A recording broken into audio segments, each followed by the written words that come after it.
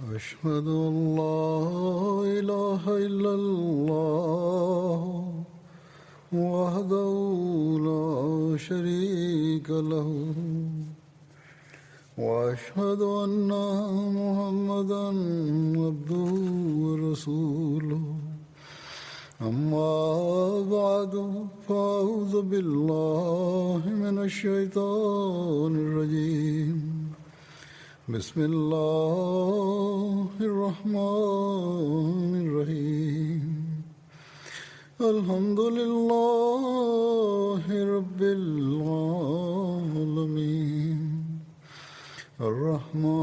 الرحمن الرحيم مالك يوم الدين إياك نعبد وإياك نستعين اهدنا الصراط المستقيم صراط الذين أنعمت عليهم غير المغضوب عليهم ولا الضالين.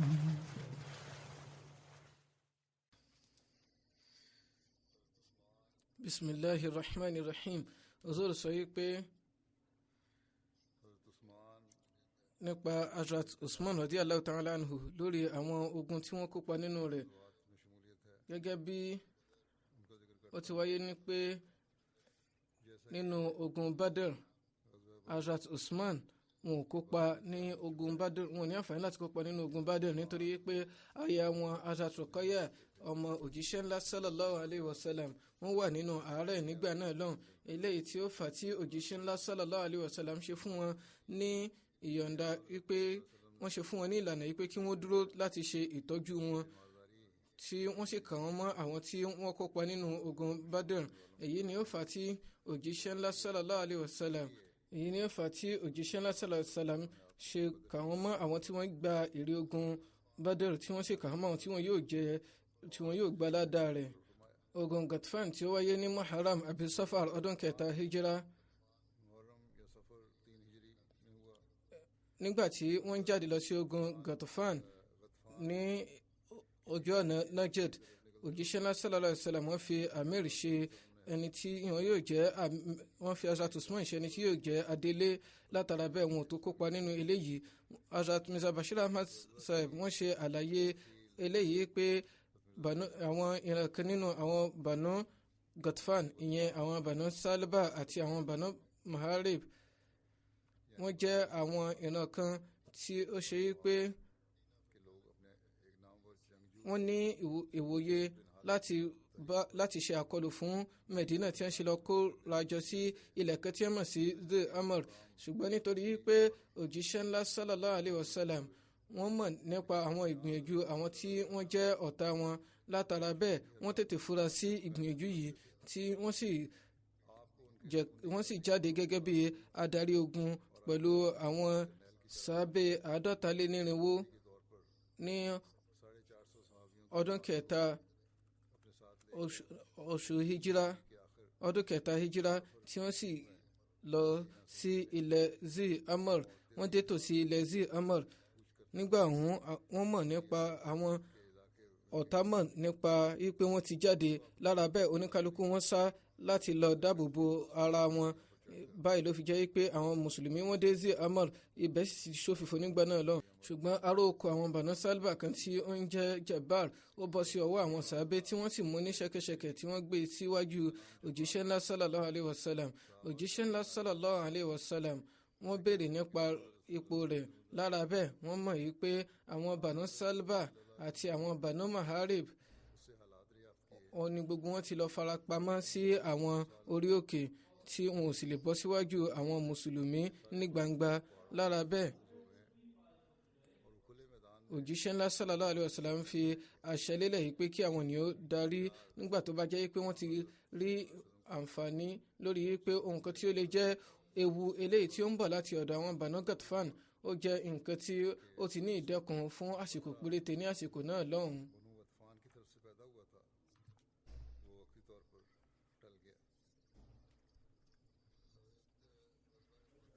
nípa ti ogun Uhud eléyìí tí ó wáyé ní oṣù Shawwal ọdún kẹta hijira. Hazrat Usman wọ́n kópa nínú ogun Uhud. Wọn ò kópa nínú àwọn ogun méjèèjì àkọ́kọ́ ṣùgbọ́n wọ́n kópa nínú ogun Uhud. Ní ojú ogun báyìí ni ó di pé ikọ̀ kan náà àwọn sàábé nígbà tí wọ́n gbọ́ ìró àkọlù ńlá àti pé òjíṣẹ́ náà sàlám wọ́n ti jẹ́rìí ikú, báyìí ni wọ́n ṣe fọ́nká lórí ilẹ̀. Nígbà náà ló fi jẹ́ pé àwọn ènìyàn méjìlá, àwọn sàábé ikọ̀ méjìlá péré òun ni wọ́n ṣẹ́kù lọ́dọ̀ òjíṣẹ́ ńlá sallallahu alaihi wasallam. Hazrat Usman wà nínú àwọn ikọ̀ àkọ́kọ́ nígbà tí àwọn mùsùlùmí tí wọ́n borí àwọn Kùrẹ́ṣì tí wọ́n sì ń kó èrè ogun lọ́wọ́. Nígbà náà lọ́hùn àwọn 50 ènìyàn tí òjíṣẹ́ ńlá sallallahu alaihi wasallam fún ní ìlànà láti má ṣe kúrò ní àyè wọn. Nígbà tí àwọn ẹni ọ̀hún tí wọ́n rí ìborí, àwọn náà fi àyè wọn sílẹ̀. Bó tilẹ̀ jẹ́ pé òjíṣẹ́ ńlá sallallahu alaihi wasallam wọ́n ti rin kíkí mọ́ fún wọn wípé wọn ò gbọ́dọ̀ kúrò ní ààyè wọn rárá. Khalid bin Walid tí è ṣe mùsùlùmí ní àsìkò ìgbà náà lọ́hùn, ó ní ó rí ààyè ọ̀hún tí ó sì ti àtibẹ̀ ṣe àkọlù fún àwọn mùsùlùmí. Àkọlù yìí ó jẹ́ èyí tó wáyé lójijì tí wọn ò sì ṣe ìgbáradì fún. Èyí ni ó fà tí ó di pé àwọn mùsùlùmí wọ́n pínká. Nínú àwọn sàábé tí wọ́n pínká ni wọ́n ka Hazrat Usman náà mọ́. Nínú Al-Qur'ani ọ̀rọ̀ wáyé nípa àwọn ẹni ọ̀hún nípa wípé ìṣẹ̀lẹ̀ kan ní pàtó àti wípé ọkàn dodo àti ìgbàgbọ́ tí ó rinlẹ̀ eléyìí tí ó ń bẹ lọ́kàn àwọn ẹni ọ̀hún, òun náà ni Ọlọ́run bá tàtàrà bẹ̀ ṣe àforíjì fún wọn. Báyìí náà ni Ọlọ́run ṣe sọ wípé innal ladhina tawallaw minkum yawmal taqal jam'ani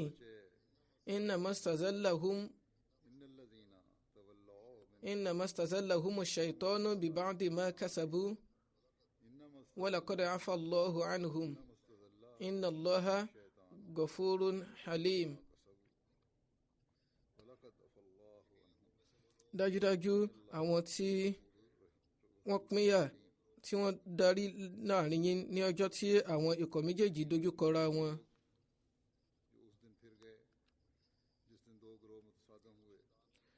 Dájúdájú èṣù òní ó tì wọ́n gẹ̀rẹ̀ látàrí àwọn nǹkan tí ó ń ṣe tí Ọlọ́run bá sì ti ṣe àforíjì fún wọn.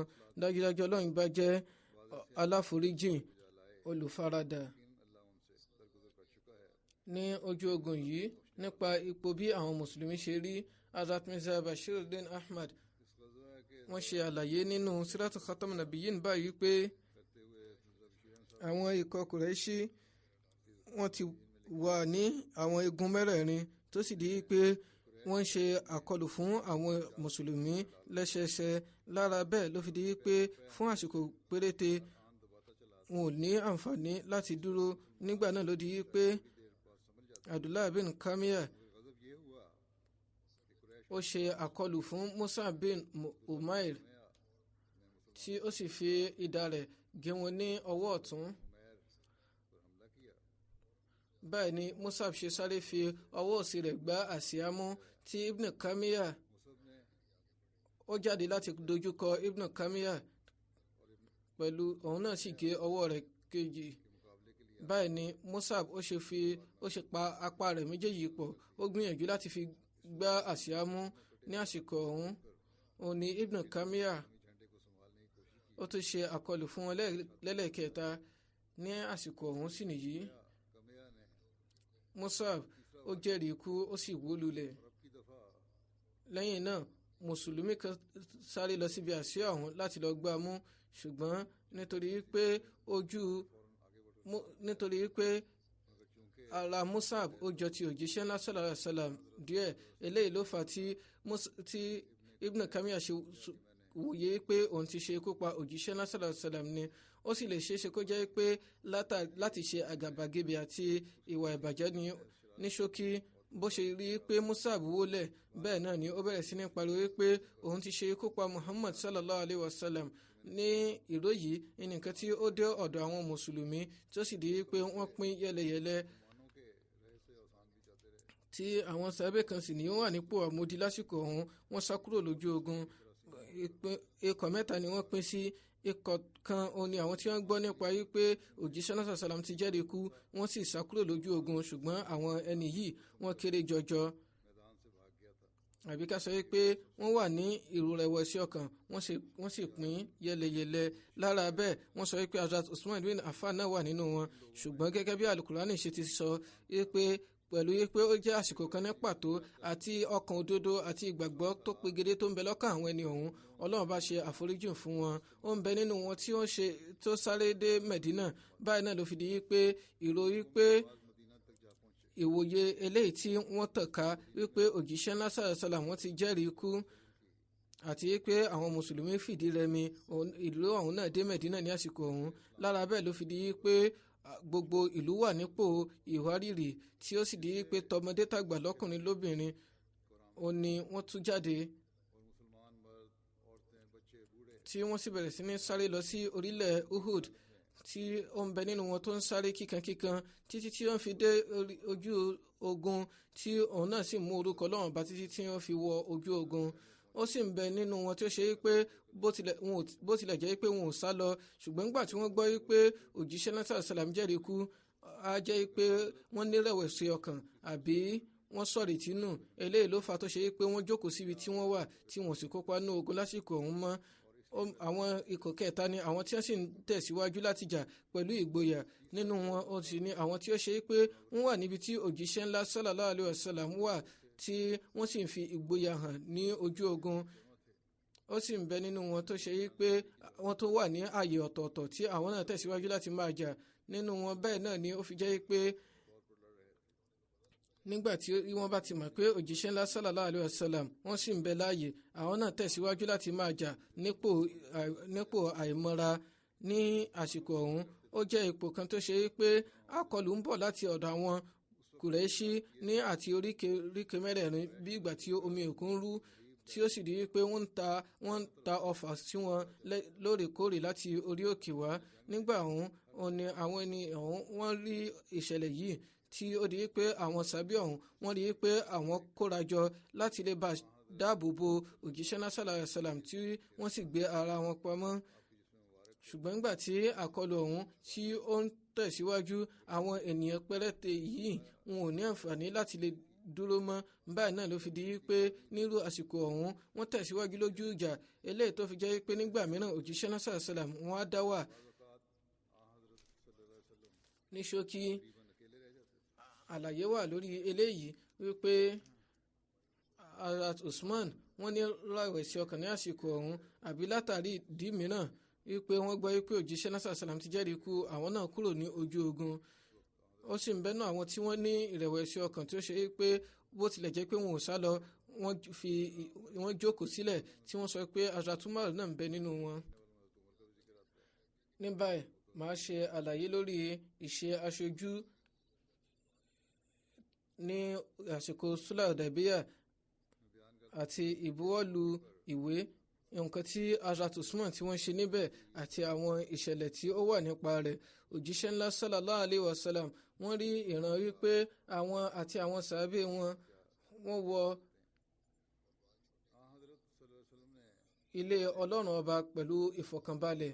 Ní ìran yìí òun náà ni òjíṣẹ́ ńlá sallallahu alaihi wasallam ní oṣù Zulqada ọdún kẹfà hijira àwọn àti àwọn ẹgbẹ̀je sàábé wọ́n jáde láti lọ ṣe umra wọ́n jáde kúrò ní Medina láti lọ ṣe umra. Wọ́n dé ilẹ̀ Hudaybiyah ibẹ̀ ni wọ́n pàgọ́ sí tí àwọn Kùrẹ́ṣí tí wọ́n sì dá òjíṣẹ́ náà sallallahu alaihi wasallam dúró láti ṣe umra lásìkò ọ̀hún. Nígbà tí òjíṣẹ́ náà sallallahu alaihi wasallam gbọ́ nípa ipò tí àwọn ará Mẹ́kà wà pẹ̀lú ìkanra wọn báyìí ni wọ́n ṣe wí pé ẹ jẹ́ kí a rán ẹnìkan sí Mẹ́kà eléyìí tí yóò jẹ́ ará Mẹ́kà tí yóò sì jẹ́ ará ìran tí ó ní àpọ́nlé ní Kùrẹ́ṣí ará ibi tó lápọ́nlé nínú ìran Kùrẹ́ṣí. Báyìí ni wọ́n ṣe rán Hazrat Usman radiyallahu ta'ala anhu fún ojúṣe yìí. Hazrat Mirza Bashir Ahmad Sahib wọ́n ṣe àlàyé eléyìí.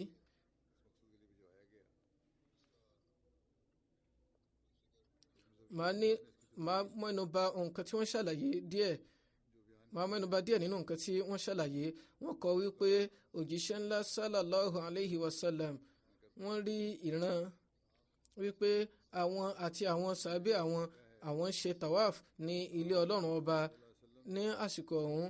Oṣù zulqada ó ti súnmọ́, eléyìí tí ó jẹ́ pé ní àsìkò jahiliya, ìyẹn àsìkò àìmọ̀kan, ó wà nínú àwọn oṣù mẹ́rin oníbùkún ọ̀hún, eléyìí tí ó jẹ́ pé gbogbo nǹkan tí ó bá lè jẹ́ ìfàǹfà àbí ogun òun náà ni ó jẹ́ ohun èèwọ̀.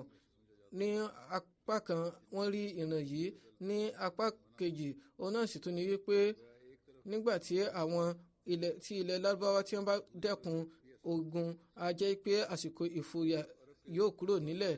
Nítorí náà bó tilẹ̀ jẹ́ pé àsìkò hajj kọ́, tí kò sì sí òfin hajj ní eléyìí tí ó dúró nígbà náà lọ́hùn, ṣùgbọ́n gbogbo ìgbà náà ni èèyàn lè ṣe tàwáfù kaaba. Lórí èyí, nígbà tí òjíṣẹ́ ńlá sallallahu alayhi wa sallam tí wọ́n rí àlá yìí, báyìí ni wọ́n ṣe sọ fún àwọn sàábé wọn pé kí wọ́n gbáradì láti lọ fún umra ní ààyè yìí.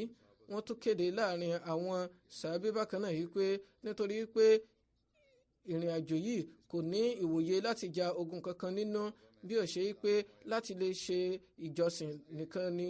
Nítorí náà ó ṣe kókó fún àwọn mùsùlùmí wípé kí wọ́n má mú idà wọn dání.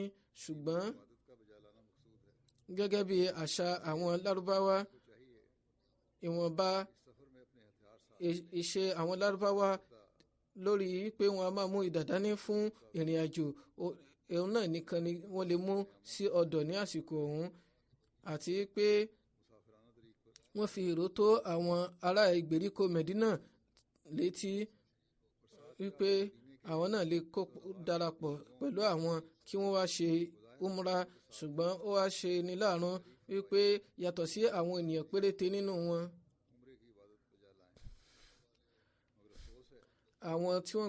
àwọn ará oko tí wọ́n pe àwọn mùsùlùmí tí ìgbàgbọ́ wọn sì kéré jọjọ ní àsìkò ọ̀hún, wọ́n kọ̀ láti wọ́n fi ẹ̀hónú hàn àti ẹ̀sùn hàn lórí pé àwọn yóò jáde ní àsìkò ọ̀hún pẹ̀lú òjíṣẹ́ ńlá sallallahu alayhi wa sallam, nítorí pé wọ́n ní ìwòye pé ìrìn àjò yìí kò ní jámọ́ kankan, torí pé àwọn Kùrẹ́ṣì wọn yóò dá wọn dúró tí ìfàǹfà yóò sì wáyé. nígbà ìṣe pé ilẹ̀ ọ̀hún yóò súnmọ́ Mẹ́kà tí yóò sì jìnnà sí Mẹ̀dínà, torí náà kò sí mùsùlùmí kankan tí yóò bọ́ láti darí. Lára bẹ́ẹ̀, lórí ìfòyà yìí òun ni wọ́n ṣe kọ̀ láti kópa. Ṣùgbọ́n ní ṣókí, òjíṣẹ́ ńlá sallallahu alayhi wa sallam àwọn àti àwọn sàábé tí wọ́n lé díẹ̀ ní ẹgbẹ̀je, òun náà ni wọ́n ṣe jáde papọ̀ ní àárọ̀ lọ́jọ́ náà lọ́hùn ní inú oṣù zulqada ọdún kẹfà ìjírà. Ní àsìkò ọ̀hún, aya wọn alápọ̀nlé Hazrat Salama àwọn náà wà ní àsìkò ọ̀hún, tí wọ́n sì mú Nawara bin Abdullah láti jẹ́ kí ó jẹ́ imamu salat, Abdullah Maktum. Nígbà tí wọ́n dé ilẹ̀ Zulhulaifa, eléyìí tí ó jẹ́ ibùsọ̀ mẹ́fà sí ilẹ̀ Medina ní ojú ọ̀nà Maka, wọ́n fún àwọn ènìyàn ní ìlànà láti lọ́sẹ̀ tí wọ́n sì kí ìrun zur. Lẹ́yìn náà wọ́n kó àwọn ràkúnmí ìjùsílẹ̀ jọ, eléyìí tí wọ́n jẹ́ 70 nígbà náà lọ́hùn. Wọ́n ní kí wọ́n fún wọn ní àmì, tí wọ́n sì sọ fún àwọn sàbẹ wípé aṣọ eléyìí tí ó ń bẹ fún hajj, eléyìí tí à ń pè ní ihram ní inú ìlànà, òun náà ní kí wọ́n wọ̀. Àwọn náà sì lo ihram ní àsìkò ọ̀hún, tí wọ́n sì rán àwọn ènìyàn síwájú láti lè bá a mọ̀ nípa àwọn Quraishi. Wọ́n rán Busar bin Sufyan tí ó wá láti ìran Khuza tí wọ́n gbé tòsí ilẹ̀ Mecca láti lọ fimú fínlẹ̀ níwájú kí ó lọ sí ilẹ̀ Mecca láti lọ mọ̀ bóyá wọn ò múra ewu kankan. Wọ́n sì tún mú Abad bin Bashir síwájú pẹ̀lú àwọn ènìyàn ogun. Nígbà tí wọ́n ṣe ìrìn àjò àwọn ọjọ́ díẹ̀, tí wọ́n dé tòsí Asfan, eléyìí tí ó jẹ́ ibùdó méjì sí ilẹ̀ Mecca.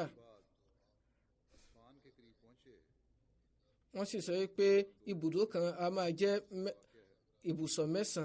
Báyìí ni wọ́n ṣe fún wọn ní ìró wípé àwọn Kùrẹ́ṣì Mecca wọ́n ń ṣì ń kanra lọ́wọ́.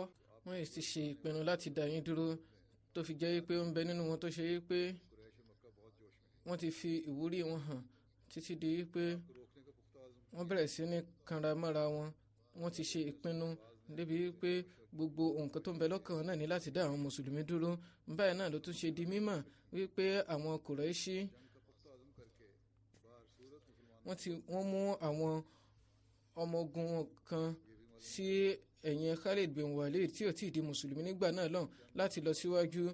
Nǹkan tí wọ́n sì fún wọn ní ìlànà rẹ̀ náà ní wípé kí wọ́n dé tòsí ọ̀dọ̀ àwọn mùsùlùmí kí wọ́n sì jẹ́ nínú ikọ̀ ọ̀hún ní Ikrimah bin Abu Jahl náà wà àti àwọn mìíràn.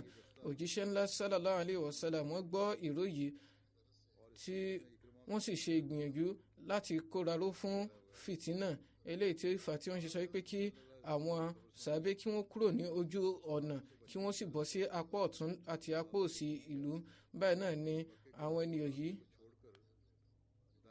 báyìí náà ni àwọn mùsùlùmí àwọn ènìyàn ṣe tẹ̀síwájú nígbà tí òjíṣẹ́ náà sàlám wà ní ọ̀nà tuntun yìí tí wọ́n fi dé ilẹ̀ Hudaybiyah eléyìí tí ó jẹ́ ibùsọ̀ 9 sí ilẹ̀ Mẹ́kà tí ó sì jẹ́ pé láti ara ìpẹ̀tẹ́lẹ̀ Hudaybiyah ni ìpẹ̀tẹ́lẹ̀ Mẹ́kà ti bẹ̀rẹ̀. Nígbà náà wọ́n mú ràkúnmí wọn tí wọ́n mọ̀ sí Uswa tí ó sì jẹ́ pé wọ́n sì ti lò lọ́pọ̀lọpọ̀ gbà fún ojú ogun. Níbẹ̀ ni ó jókòó sí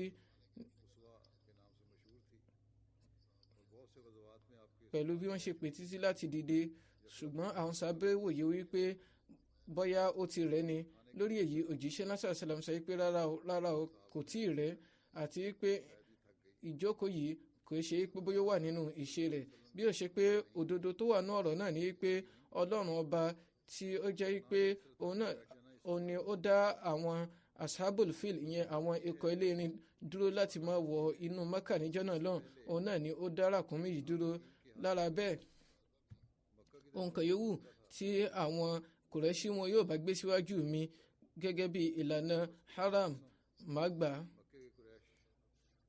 Lẹ́yìn náà òjíṣẹ́ náà sàlám sọ fún ràkúnmí wọn kí ó dìde pẹ̀lú agbára Ọlọ́run ọba. Ní àsìkò ọ̀hún ó dìde ó sì ṣetán láti tẹ̀síwájú lórí ìrìn. Ní orí èyí òun náà ni wọ́n ṣe mú lọ sí àwọn ìpẹ̀tẹ́lẹ̀ Hudaybiyah tí wọ́n sì jókòó sí etí ìṣẹ̀lẹ̀rú kan. Ibẹ̀ ni wọ́n pàgọ́ sí, ibẹ̀ ni àwọn sàbẹ́ pàgọ́ sí pẹ̀lú wọn nígbà náà lọ́hùn-ún. Lẹ́yìn náà ọ̀rọ̀ tó tẹ̀síwájú wípé báwo ni ọ̀rọ̀ ṣe rí ìpẹ̀tù sí láàrin wọn àti àwọn Kùrẹ́ṣì nígbà tí òjíṣẹ́ ńlá sallallahu alayhi wa sallam tí wọ́n wà ní ìpẹ̀tẹ́lẹ̀ Hudaybiyah tí wọ́n tẹ̀dó síbẹ̀ ní àsìkò ọ̀hún ní etí ìṣẹ̀lẹ̀rú kan òun náà ni wọ́n tẹ̀dó sí tí àwọn sàbẹ́ tí wọ́n ti pàgọ́ síbẹ̀. Báyìí náà ló fi di pé ìkànnà àwọn adarí ìran Khuza tí wọ́n ń pè ní Budail bin Baraka tí ó ń gbé agbègbè ọ̀hún òun àti àwọn ẹmẹ̀wà rẹ̀ péréte wọ́n lọ pàdé òjíṣẹ́ ńlá sallallahu alayhi wa sallam tí wọ́n sì tọrọ wípé àwọn tí wọ́n jẹ́ adarí Mẹ́kà wọ́n ti ṣe ìgbáradì láti ja ogun tí wọn ò sì ní láéláé fún yín ní ìyọ̀ǹda láti wọ Mẹ́kà. Wọ́n dáhùn wípé àwa náà wá láti bá ẹnikẹ́ni jà bí ó ṣe pé a kàn wá láti ṣe umra lásán ni. Ó wá ṣeni láàánú wípé pẹ̀lú èyí náà àwọn Kùrẹ́ṣì Mẹ́kà wọ́n fọn rere ogun ṣùgbọ́n àwọn ẹni yìí wọn ò dẹ̀yìn àti pé mo ṣetán láti gbọ́ pẹ̀lú àwọn ẹni yìí wípé bí wọn yóò bá mi jà kí wọ́n ṣàfimílẹ̀ lómìnira fún àwọn ará yòókù. Mi ò ní nǹkan kan ṣe pẹ̀lú àwọn ará Mẹ́kà.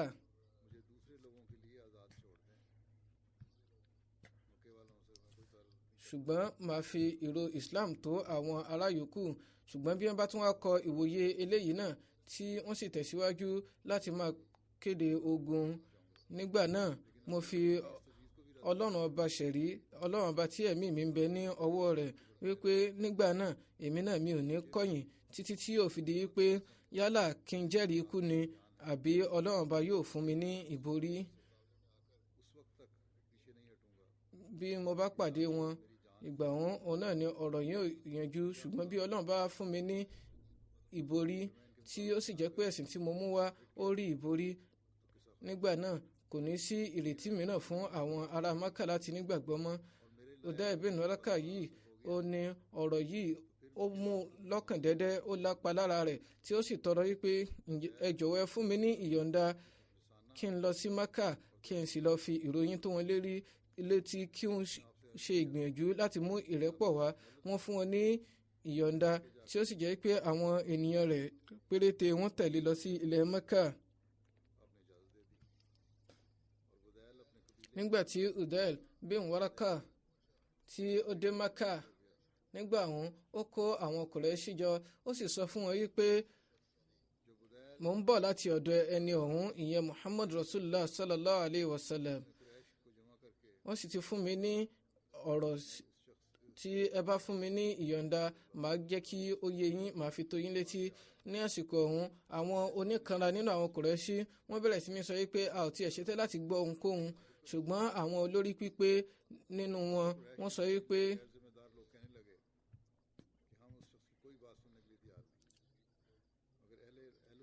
ó dára, ọ̀rọ̀ tí ó bá gbé lélẹ̀ jẹ́ kí ó yé wa. Báyìí ni Uday ṣe àlàyé nǹkan tí òjíṣẹ́ ńlá sallallahu alaihi wasallam fi lọ́lẹ̀, ó ṣàlàyé rẹ̀ fún wọn. Báyìí nìkan nínú wọn tí í ṣe Urwa bin Mas'ud tí ó jẹ́ adarí ìran Saqif tí òun náà wà ní Mákà ní àsìkò ọ̀hún, ó sì bẹ̀rẹ̀ sí ní sọ gẹ́gẹ́ bí ọ̀nà ayé àtijọ́ fún àwọn Kùrẹ́ṣì wípé ẹ̀yin ènìyàn yìí, ǹjẹ́ mi ò sí nípò bàbá fún yín níbí? Wọ́n dáhùn pé bẹ́ẹ̀ ni. Ǹjẹ́ ẹ ò dàbí àwọn ọmọ fún mi níbí? Wọ́n dáhùn pé bẹ́ẹ̀ ni. Lẹ́yìn náà Urwa ó wípé ǹjẹ́ ẹ ní àìgbẹ́kẹ̀lé kankan nípa mi bí? Wọ́n rí i pé rárá o. Lẹ́yìn náà ó wípé ìwòye mi òun náà ní wípé ọ̀rọ̀ tí tó mọ́yán lórí òun ni Muhammad sallallahu alaihi wasallam ti gbé sí yín wájú yìí, nínú kí ó ṣe pé ẹ ò gbà àbí kó jẹ́ pé ẹ fún mi níyọ̀ǹda kí n lọ sí ọ̀dọ̀ Muhammad sallallahu alaihi wasallam kí n sì bá sọ̀rọ̀ síwájú sí i. Àwọn Kùrẹ́ṣì sọ pé láì ní àní tàbí ṣùgbọ́n ẹ lọ bá sọ̀rọ̀. Ní àsìkò ọ̀hún, nígbà tí ó dé ibi ìpàgọ́ òjíṣẹ́ ńlá sallallahu alaihi wasallam, Urwa ó bọ́ síwájú òjíṣẹ́ ńlá sallallahu alaihi wasallam, ó sì bẹ̀rẹ̀ sí ní bá wọn sọ̀rọ̀. Ní àsìkò ọ̀hún wọ́n tún sọ ọ̀rọ̀ ọ̀hún fún un, eléyìí tí ó ṣe pé wọ́n ti sọ fún Uday bin Warqa ní ìṣáájú. Urwa ìwòye rẹ̀ ó wà ní ìbámu pẹ̀lú ti òjíṣẹ́ ńlá sallallahu alaihi wasallam, ṣùgbọ́n gẹ́gẹ́ bí aṣojú àwọn Kùrẹ́ṣì àti pé ó ń wá ọ̀nà láti fi ẹ̀tọ́ wọn lélẹ̀.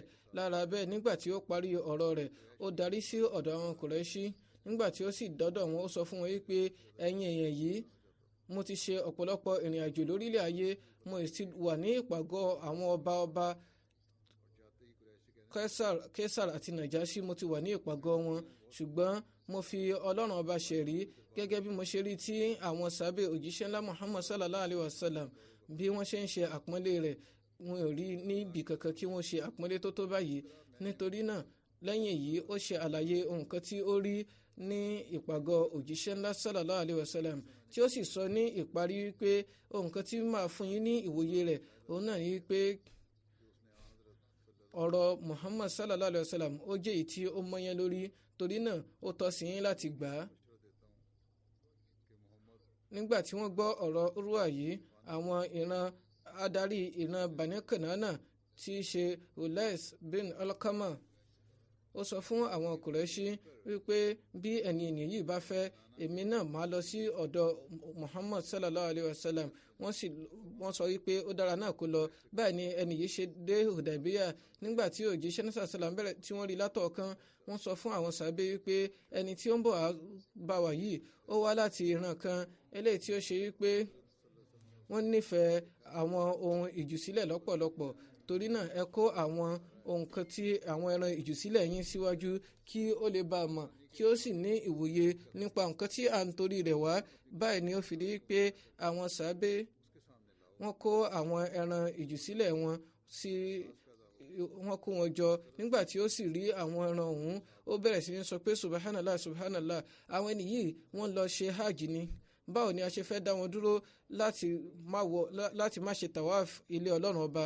Báyìí ni ó ṣe tara ṣẹ̀ṣẹ̀ padà sí ọ̀dọ̀ àwọn kùrẹ́ṣí tí ó sì wí fún àwọn kùrẹ́ṣí pé mo rí i pé àwọn mùsùlùmí wọ́n ti ṣe àmì sí ara àwọn ẹranko wọn tí wọn yóò fi ṣe ìjùsílẹ̀ tí wọ́n ti múra ìjùsílẹ̀ wọ́n ti ṣe àmì sí àwọn ẹranko ọ̀hún lára. Báwo ni ó ṣe wá tọ́ pé kí a dá wọn dúró láti má ṣe tàwáàfù Kaaba ní àsìkò ọ̀hún? Ọ̀rọ̀ ọ̀hún ó ti ń yídà lójú àwọn kùrẹ́ṣí tí wọ́n sì pín sí ikọ̀ méjì.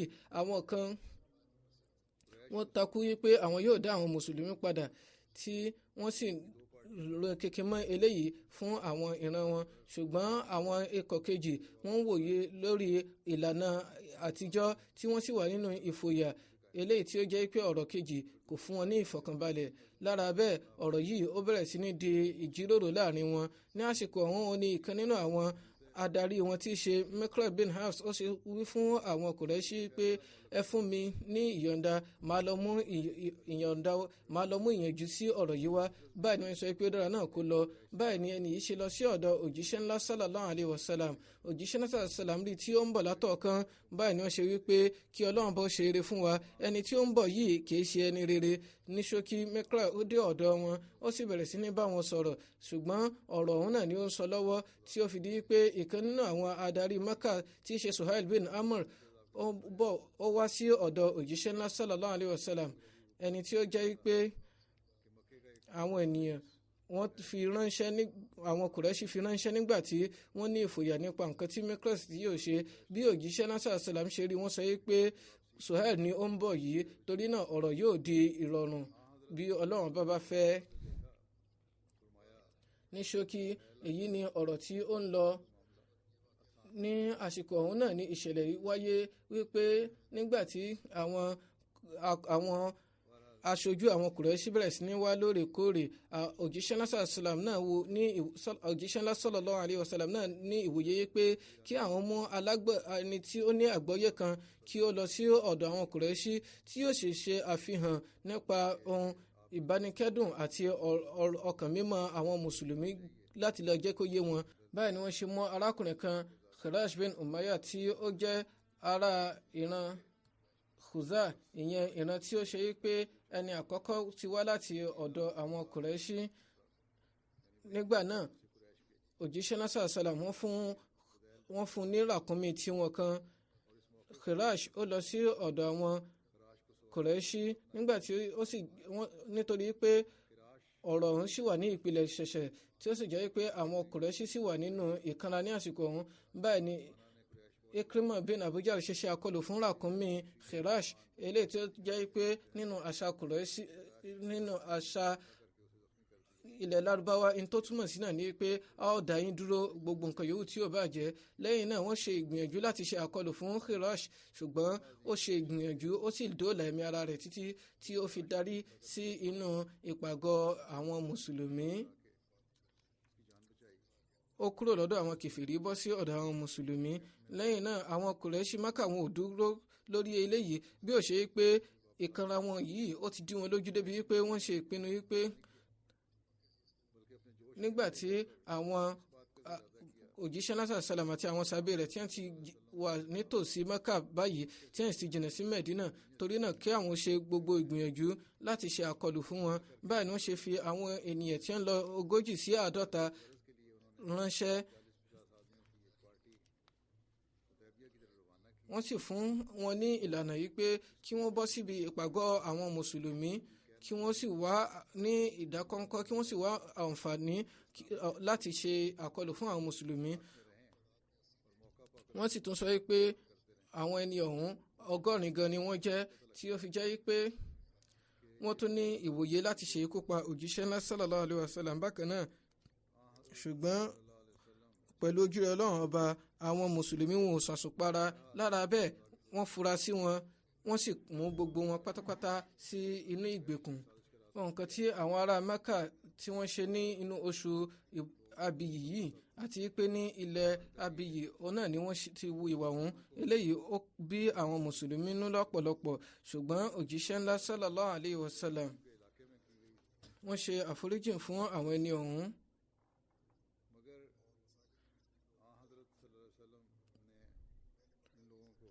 lẹ́yìn náà ìṣẹ̀lẹ̀ yìí ó wà nínú alukurani bákan náà gẹ́gẹ́ bí ó ṣe wáyé pé wa huwa alladhi kaffa aydiyahum ankum wa aydiyakum anhum bibatni makkata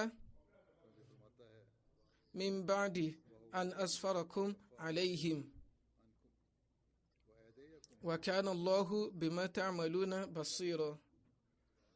èyí ni pé ọlọ́run ọba láti inú ojú rẹ̀ náà ni ó dá agbára ipá àwọn kèfèrí dúró ní ìpẹ̀tẹ́lẹ̀ Mẹ́kà nígbà tí òun sì ni ó mú ọwọ́ yín náà dúró nígbà tí ẹ gbá wọn mú tí ọwọ́ yín tẹ̀ wọ́n.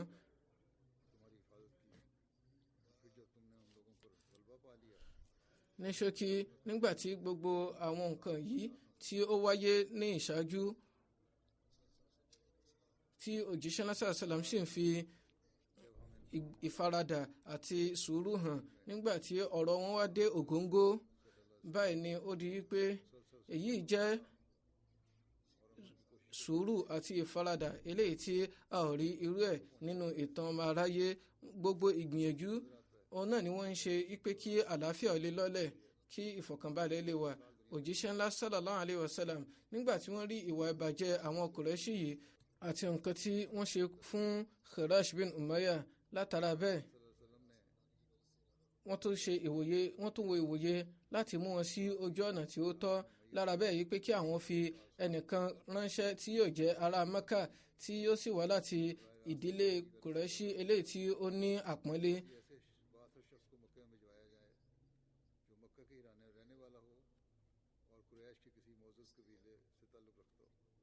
ṣùgbọ́n pẹ̀lú gbogbo eléyìí náà wọ́n tún ní ìwòye pé káwọn ṣàtòfin ẹnìkan ránṣẹ́ sí wọn.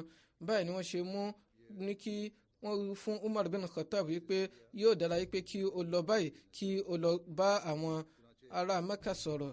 ṣùgbọ́n wọ́n dà ní pé ìrẹ́ òjíṣẹ́ Ọlọ́run ọba ọmọ yìí pé àwọn ará Mẹ́kà wọ́n ti ń kanra wọ́n sì ti ń bínú sí mi lọ́pọ̀lọpọ̀ àti pé kò sí àwọn ẹbí mi tí wọ́n lè tiẹ̀ dúró fún mi ní àsìkò ọ̀hún. nítorí náà nǹkan tí mo níwòye pé ó lè mú ìrìn àjò ọ̀hún náà rọrùn òun náà ní pé kí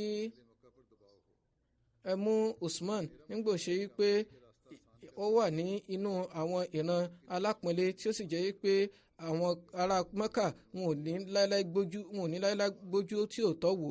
lára bẹ́ẹ̀ òjíṣẹ́ náà sallallahu alayhi wa sallam wọ́n nífẹ̀ẹ́ sí ìwòye yìí wọ́n sọ fún Usman pé kí ó lọ kí ó sì jẹ́ kí ọ̀rọ̀ ìrìn àjò àwọn kí ó yé wọn pẹ̀lú wípé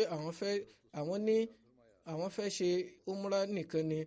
bẹ́ẹ̀ náà wọ́n tún fún wọn ní àkọ́ránṣẹ́ ìyẹn lẹ́tà kan wípé eléyìí tí ó lọ fún pẹ̀lú orúkọ àwọn adarí àwọn Kùrẹ́ṣì eléyìí tí òjíṣẹ́ náà sallallahu alaihi wasallam ṣe ṣàlàyé nǹkan tí wọ́n ṣe ń torí ẹ̀ ṣe ìrìn àjò. wọ́n sì ṣàlàyé wípé láti ṣe ìjọsìn lásán òun náà ni àwọn ṣe ń lọ tí àwọn sì báyìí ti ṣe umra pẹ̀lú ìfọ̀kànbalẹ̀ àwọn yóò darí. òjíṣẹ́ náà sallallahu alaihi wasallam tó wí fún Hazrat Usman wípé àwọn mùsùlùmí tí wọ́n lẹ ní Mẹ́kà tí wọ́n wà nínú ìnira torí náà wà ní láti fún wọn ní ìwúrí kí o sì wí fún wọn pé kí wọ́n tún tẹ̀síwájú nínú sùúrù. Ọlọ́run bá yóò ṣí ọ̀nà àṣeyọrí fún wọn láìpẹ́. wọ́n mú ìró yìí Hazrat Usman mú ìró yìí wọ́n sì lọ sí Mẹ́kà. wọ́n pàdé Abu Sufyan ẹni tí ó jẹ́ adarí ńlá ní Mẹ́kà lásìkò ọ̀hún tí ó sì tún jẹ́ ẹbí wọn. wọ́n bá wọn sọ̀rọ̀ ní inú àpéjọ kan nínú ibẹ̀ òun náà ni wọ́n ṣe fi ọ̀rọ̀ òjíṣẹ́ náà sallallahu alaihi wasallam tó wọn létí eléyìí tí wọ́n mú pẹ̀lú orúkọ àwọn adarí Kùrẹ́ṣì lẹ́yọkọ̀ọ̀kan. ṣùgbọ́n pẹ̀lú eléyìí náà gbogbo wọn ṣáà ní ìpinnu lápapọ̀ yìí pé àwọn mùsùlùmí ò ní lè wọ Mẹ́kà ní ọdún yìí. àwọn Kùrẹ́ṣì wọ́n wí pé ní àsìkò wọn wípé tí ó bá jẹ́ pé ìwọ fẹ́ a lè jẹ́ kí ìwọ nìkan kí o ṣe tàwáàfù ilé Ọlọ́run ọba ṣùgbọ́n kò ní jù báyìí lọ. Hazrat Usman dáhùn wípé báwo ni yóò ṣe é ṣe wípé òjíṣẹ́ Ọlọ́run ọba ẹ dá wọn dúró sí ìta èmi á wá ní ìta Mẹ́kà èmi á wá ṣe tàwáàfù bí. àwọn Kùrẹ́ṣì wọn ò gba eléyìí. Lẹ́yìn náà nígbà tí Hazrat Usman tí wọ́n ní ìrẹ̀wẹ̀sì ọkàn lórí èyí wọ́n ṣe ìpinnu ìgbáradì láti darí. Báyìí náà ni àwọn Kùrẹ́ṣì tó níwòye pé kí ọ̀nà kí gbèdéke kí ó lè bá jẹ́ àǹfààní fáwọn lọ́pọ̀lọpọ̀ ni wọ́n ṣe dá Hazrat Usman àti àwọn ẹ̀mẹ̀wà wọn dúró. Lórí èyí ó ní ìró ṣe dé ọ̀dọ̀ àwọn mùsùlùmí wípé àwọn ará Mẹ́kà ti ṣe ikú pa Hazrat Usman. Nígbà tí ìró yìí dọ́dọ̀ wọn,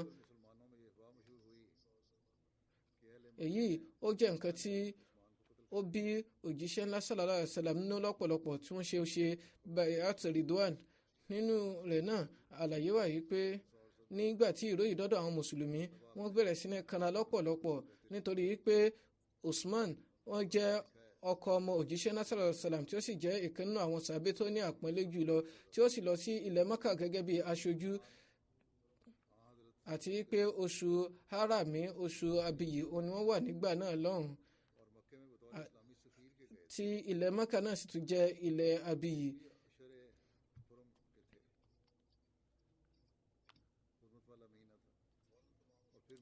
Báyìí ni òjíṣẹ́ ńlá sallallahu alaihi wasallam ṣe kéde fún gbogbo àwọn mùsùlùmí lápapọ̀.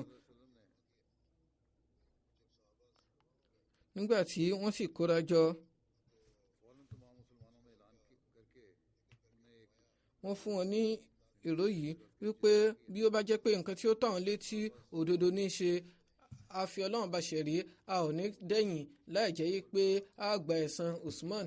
Lẹ́yìn náà wọ́n sọ fún àwọn sàbẹ̀ pé ẹ wá ṣe bayat lọ́wọ́ mi eléyìí tí í ṣe ìlànà Islam kí ẹ ṣe májẹ̀mú wípé ẹnikẹ́ni nínú yín kò ní ṣí ẹ̀yìn tí yóò sì ṣetán láti fi ẹ̀mí ara rẹ̀ lélẹ̀ ṣùgbọ́n ẹnikẹ́ni ò ní fi àyè rẹ̀ sílẹ̀ rárá.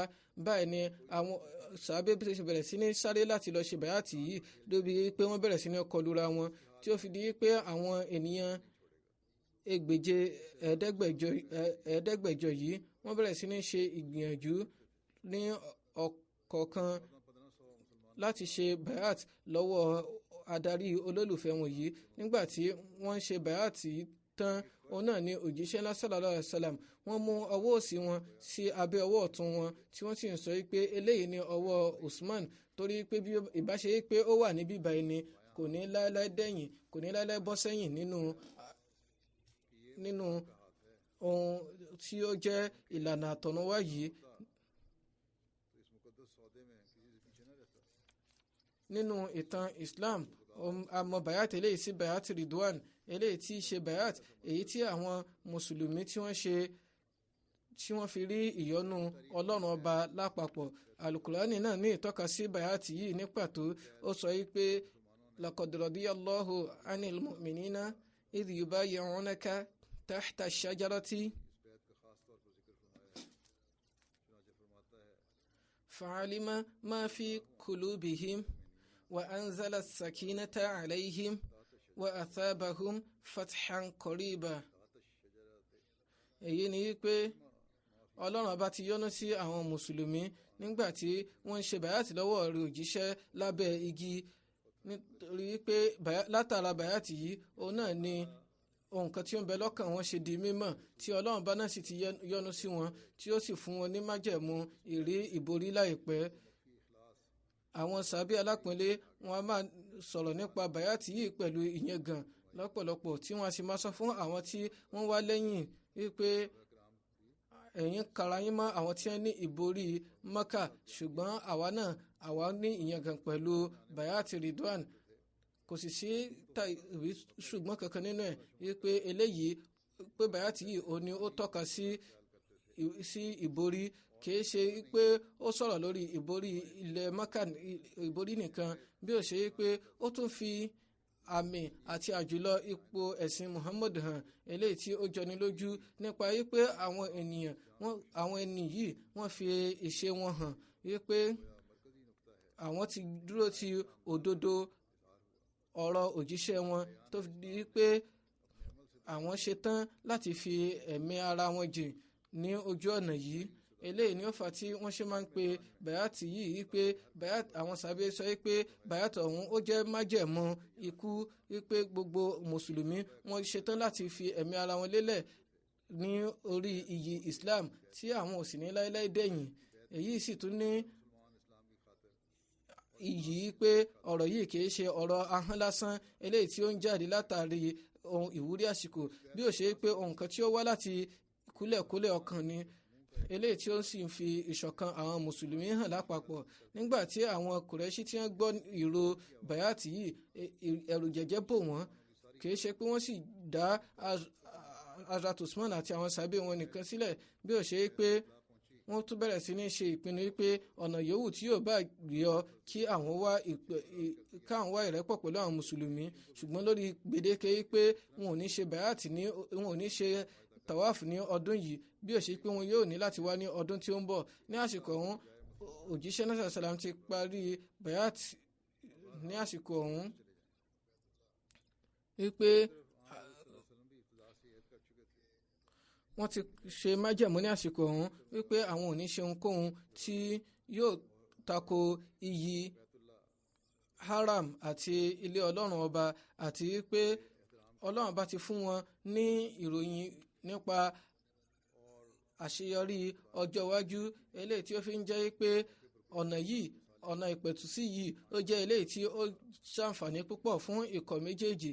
Lórí èyí sì ni Suhail bin Amr ṣe lọ sí ọ̀dọ̀ òjíṣẹ́ ńlá sallallahu alayhi wa sallam. Ìgbà tí wọ́n sì rí, wọ́n sọ pé ní báyìí ó fojú hàn pé ọ̀rọ̀ yóò yanjú ní ìrọ̀rùn. Nígbà náà wọ́n bẹ̀rẹ̀ sí ní jíròrò. Nígbà tí Suhail bin Amr tí ó dé ọ̀dọ̀ òjíṣẹ́ ńlá sallallahu alayhi wa sallam, gẹ́gẹ́ bí a ṣe ti sọ ní ìṣáájú wípé òjíṣẹ́ náà sọ wípé ní báyìí Suhail ti ń bọ̀, torí náà bọ́lọ̀ ń bá fẹ́ ọ̀rọ̀ òun yóò rí ìyẹnjú ní rọ̀rùn. Ní ṣókí Suhail dọ́dọ̀ òjíṣẹ́ náà sallallahu alaihi wasallam, wọ́n yìí sọ wípé ní báyìí ẹ jẹ́ kí a fi ọ̀rọ̀ púpọ̀ sílẹ̀, kí ẹ jẹ́ ká ṣe ìrẹ́pọ̀ májẹ̀mú ìrẹ́pọ̀ báyìí. Òjíṣẹ́ náà sallallahu alaihi wasallam náà ṣe wípé àwọn ti ṣe tán ní àsìkò yìí. Báyìí ni wọ́n ṣe pé akọ̀wé wọn Hazrat Ali ní àsìkò ọ̀hún.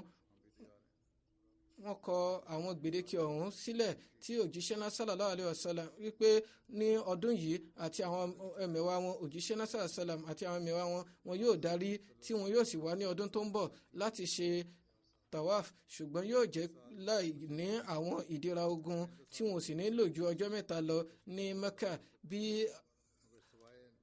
arákùnrin kan ó bá fi Mecca sílẹ̀ lọ sí Medina, òjíṣẹ́ náà sàlàmù ò ní fún ní ààbò ní Medina, wọn yóò dá padà.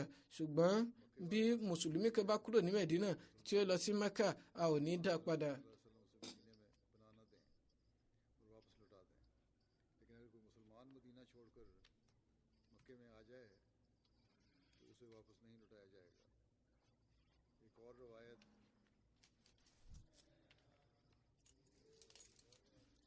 Ẹgbàá mìíràn ó lọ báyìí pé bí ẹnikẹ́ni nínú àwọn ará Maka bí ó bá jáde láì gba ìyọ̀ǹda látọ̀dọ̀ ẹni tí í ṣe olùṣọ́ rẹ̀, a ó dá padà. Tó bá lọ sí Medina, ẹ ó dá padà.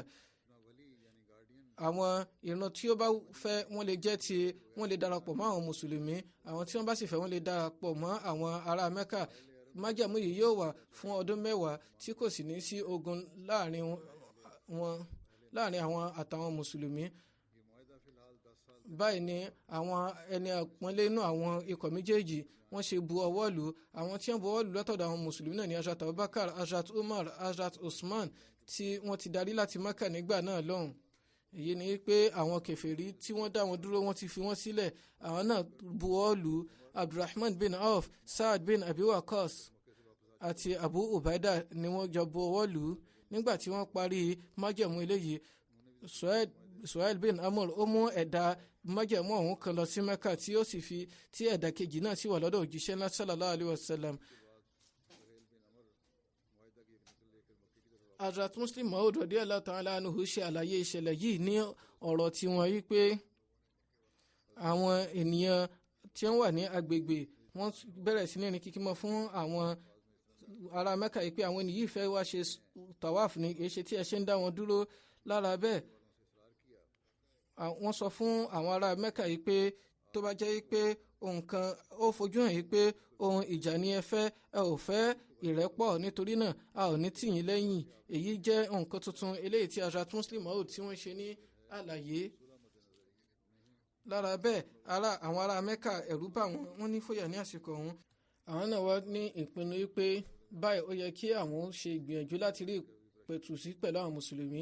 Nígbà tí ọ̀rọ̀ ìdọ́dọ̀ òjíṣẹ́ náà sàlám, wọ́n mú Hazrat Usman tí wọ́n padà jẹ́ khalifa ẹlẹ́ẹ̀kẹta lẹ́yìn wọn wípé kí wọ́n lọ bá àwọn ará Mẹ́kà sọ̀rọ̀. Nígbà tí Hazrat Usman dé Mẹ́kà, nítorí wípé wọ́n ní àwọn ẹbí tí wọ́n pọ̀ níbẹ̀, àwọn ẹbí wọn kórajọ pẹ̀lú wọn tí wọ́n sọ wípé ìwọ lè ṣe tawaf, ṣùgbọ́n Muhammad sallallahu alayhi wa sallam ọdún tí ó ń bọ̀ ni yóò wá. Ṣùgbọ́n Usman sọ wípé mi ò lè ṣe tawaf láì jẹ́ pé ọ̀gá mi wà pẹ̀lú mi. Nítorí pé ìjíròrò yìí ó pẹ́ lọ́pọ̀lọpọ̀ tí ó fi ẹni àwọn ará Mẹ́kà kan ṣe lo ọ̀nà ìwà ìbàjẹ́ tí wọ́n ṣe kéde yìí pé wọ́n ti pa Usman, tí ìròyìn sì dé ọ̀dọ̀ òjíṣẹ́ náà sallallahu alayhi wa sallam. Lórí èyí òjíṣẹ́ náà sallallahu alayhi wa sallam wọ́n kó àwọn sàbẹ̀jọ yìí pé aṣojú lọ́dọ̀ gbogbo ìran wọ́n máa ń ní ààbò. Nítorí náà ẹ ti gbọ́ yìí pé wọ́n ti ṣe ikú pa Usman. Bí ọ̀rọ̀ yìí bí ó bá jẹ́ òdodo, a jẹ́ yìí pé a ó fi agbára kankan wọ inú Mẹ́kà. Nítorí pé nǹkan tí a ṣe fẹ́ wọ Mẹ́kà tẹ́lẹ̀ ó ti yí dà báyìí. Nítorí náà a ò ní dúró lórí nǹkan tàtẹ̀yìnwá mọ́. Ní báyìí ní tí yóò jẹ́ náà ni pé nínú kí ó ṣe pé a wọ Mẹ́kà pẹ̀lú ìborí àbí a ò kú lọ́kàn ní ẹyọ kọ̀ọ̀kan. Báyìí ni wọ́n ṣe pé bayat. Nígbà tí wọ́n sọ̀rọ̀ ọ̀hún, kété tí wọ́n sọ̀rọ̀ ọ̀hún tán, òun náà ni àwọn ẹmẹ̀wà wọn tí wọ́n jẹ́ 500 ńgbà náà lọ́hùn, wọ́n di ọmọ ogun 500 tí wọ́n sì bẹ̀rẹ̀ sí ní ṣe ìgbìyànjú wípé káwọn gba wájú ara wọn láti ṣe bayat lọ́wọ́ òjíṣẹ́ náà sallallahu alayhi wa sallam. Bayat yìí ó ní iyì ńlá nínú ìtàn Islam. Nítorí wípé nígbà tí wọ́n ṣe bayat ọ̀hún, wọ́n pè ní bayat abẹ́ igi, nítorí pé òjíṣẹ́ náà sallallahu alayhi wa sallam wà ní abẹ́ igi nígbà tí wọ́n gba bayat ọ̀hún, títí tí ó fi di ẹni tí ó kẹ́yìn láyé nínú wọn. Àwọn a máa fi ọ̀rọ̀ ọ̀hún ṣe ìyangàn yìí pé torí pé ẹnikẹ́ni nínú àwọn ènìyàn 500 ọ̀hún kò sẹ́nikẹ́ni nínú wọn tí ó dẹ̀yìn. Gbogbo wọn ni wọ́n ṣe ìpinnu wípé nínú kí àwọn ó borí káwọn wọ Mẹ́kà pẹ̀lú ìborí àbí kí àwọn ó kú, kí gbogbo àwọn ó kú ni. Ṣùgbọ́n wọn ò tí ì parí bayat ọ̀hún tí Hazrat Usman tí wọ́n ṣe darí, tí wọ́n sì ń sọ wípé àwọn ará Mẹ́kà ò ṣetán láti fún yín ní yọ̀ǹda lọ́dún yìí, ṣùgbọ́n wọ́n fún yín ní wípé ẹ lè wá ní ọdún tí ó ń bọ̀. Báyìí ni wọ́n ṣe májẹ̀mú. Lẹ́yìn ìgbà tí Hazrat Usman dé, lẹ́yìn ìgbà díẹ̀ òun náà ní Suhail òun náà dé tí ṣe ìkànnì àwọn adarí Mẹ́kà, tí ó sì jẹ́ wípé wọ́n ṣe àkọsílẹ̀ májẹ̀mú ọ̀hún. Ní ọ̀sẹ̀ tí ó ń bọ̀ á tẹ̀síwájú nínú ọ̀rọ̀ yìí. Báyìí máa tó pe ìtóyè yín sí inú àdúrà ṣíṣe. Ẹ ṣe àdúrà fún àwọn ará Pakistan. Àwọn ènìyàn wà nínú ilé wọn gan, wọn ò tún sínú àlàáfíà. Ààyè yòówù tí wọ́n bá wà wọn ò sínú àlàáfíà. Níbi tí àwọn àáfàá náà bá wà, ó fi ń jẹ́ wípé àwọn ọlọ́pàá mìíràn náà wà tó ṣe wípé àwọn oníwà ìbàjẹ́ ni wọ́n wípé àwọn ní ìrẹ́pọ̀, àwọn ní ìbánikẹ́dùn pẹ̀lú yín, ṣùgbọ́n kò sí nǹkan tá a fẹ́ ṣe torí pé ẹrù ìwọ̀ ń bẹ lọ́rùn wa. Nǹkan tí ọ̀gá bá sì sọ náà ni àwọn ní láti tẹ̀lé. Torí náà kí Ọlọ́run bá kí ó la kódò lẹ́mí wa kúrò lọ́wọ́ àwọn ẹni bí ọ̀hún, kí ó sì dáàbò bo àwọn Ahmadi lápapọ̀, kí ó fún wọn ní àǹfààní láti gbé orílẹ̀ wọn pẹ̀lú ìfọ̀kànbalẹ̀. Pàápàá jùlọ ẹni láti tẹ̀síwájú nínú àdúrà ṣíṣe. Inshallah ta'ala, bí àdúrà yìí bá tẹ̀síwájú ní kíákíá, a rí i pé àwọn alátakò ọ̀hún wọn ò rí àtúbọ̀tán ẹlẹ́ta ẹlẹ́rọ. Torí náà kí Ọlọ́run bá kí ó gba àdúrà wa.